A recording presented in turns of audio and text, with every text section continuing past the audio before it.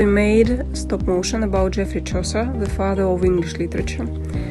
We wanted to show this medieval atmosphere and how the master, this great writer and poet and also diplomat and lawyer, how he worked with archives, read and worked with materials. It was a very long step-by-step process, and we still study how to make stop motion, but as we think we became better, so what's the result?